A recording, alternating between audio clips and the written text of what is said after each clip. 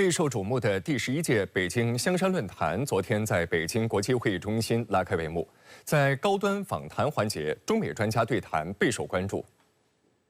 自2006年以来，北京香山论坛已经举办10届。从首届论坛仅有几十名学者参加的二轨对话平台，到如今已是有500余名官方代表出席的一轨半对话平台。今年来自欧美的学者数量约占外方学者数量的1/3，显示无论是论坛规模还是平台规格均大幅提升，已发展成为亚太地区乃至全球安全对话的重要平台之一。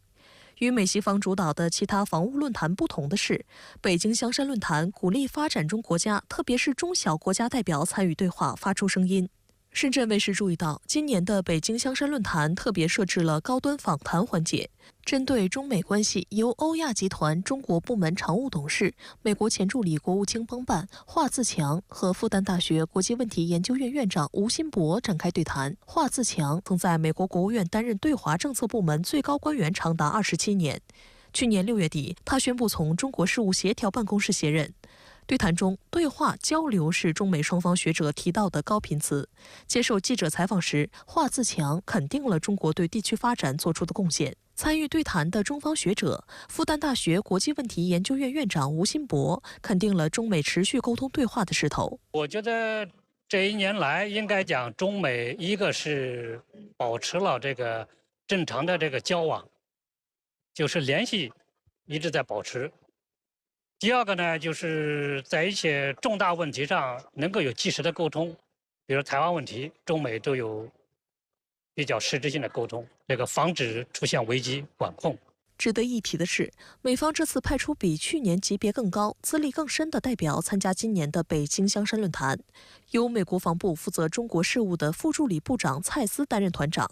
去年美国派出的国防部副部长办公室中国事务主任卡莱斯参加论坛。卡莱斯参加论坛期间非常低调，参加了一个闭门小型研讨会，也没有接受采访。蔡斯被视为美国国内的知华派人士，他还给自己起了个中文名字陈思茂。作为美国国防部高官，他曾于去年底与中国驻美国大使馆国防武官刘展在五角大楼会谈。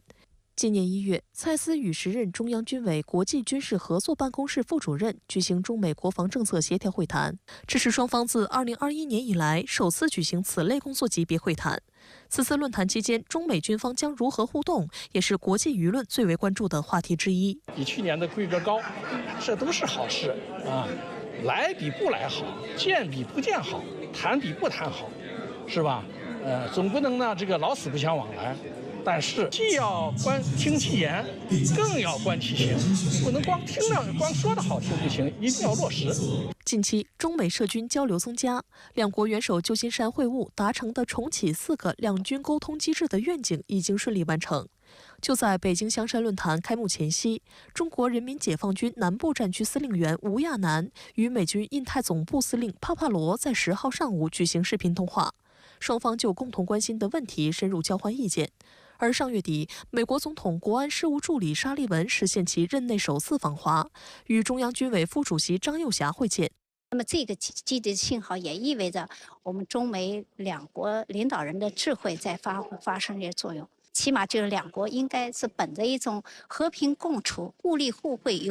起码是和平共处的这么一种这个大的方向。当前，由于美国在背后挑唆，菲律宾多次在南海挑衅滋事，南海局势骤然升温，引发外界高度担忧。对此，与会专家普遍认为，维护亚太繁荣稳定至关重要，而这需要域内各国共同努力，妥善处理相关问题。To build more trust and confidence and mutual trust among the parties concerned, I think this will be a perfect solutions. But of course, it's not easy to build trust and confidence because in these efforts, we need take and give. You scratch my back and I scratch your back. 除了在菲律宾部署低风中程导弹系统，美军还计划以举行美日联合军演为由，在日本也部署这一系统。从菲律宾到日本，美军要打造一个怎样的中导网络？这又会对地区局势产生怎样的影响呢？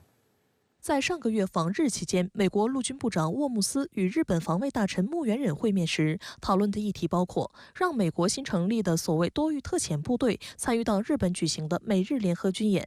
所谓多域特遣部队是在美陆军2016年提出的多域作战概念的基础上建立的。该作战理念的主要目的就是为了开展所谓大国竞争。该部队是在炮兵旅的基础上组建的，下辖指挥营、战略火力营、防空营、支援营。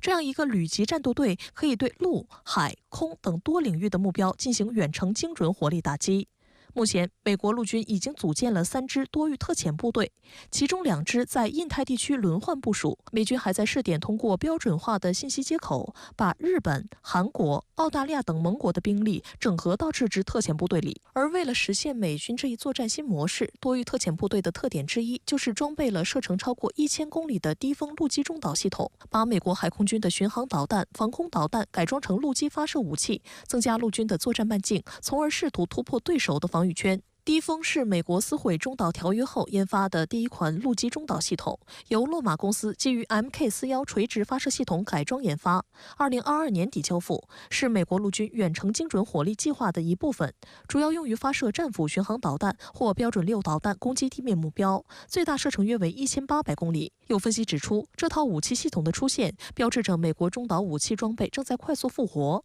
同时也是美国所谓大国竞争的核心战略工具。美国在大国周边通过低风系统的部署，试图形成前沿远程战略打击能力。美军多域特遣部队参与美日联合军演，也就意味着低风系统将随该部队一起部署日本。外界注意到，日本近年来曾多次否认有关美军可能在日本部署低风系统的报道。观察人士表示，此类部署难以获得日本公众的理解，因为部署地点将会成为潜在的打击目标。尽管如此，有迹象表明，日本政府可能正在考虑同意美方的要求。8月，日本陆上自卫队地面部队司令部参谋长酒井中将访问了位于美国华盛顿州的美军刘易斯麦克乔德联合基地，也就是美军多域特遣部队的总部所在地。当时，酒井及其代表团成员还站在低风系统前留影，引发外界联想。这套导弹系统呢是进攻性的，那很显然，这就使得美国在远程打击能力方面，还有远程防空反导方面，都会得到很大的提升吧，会使得亚太地区的局势急剧升级。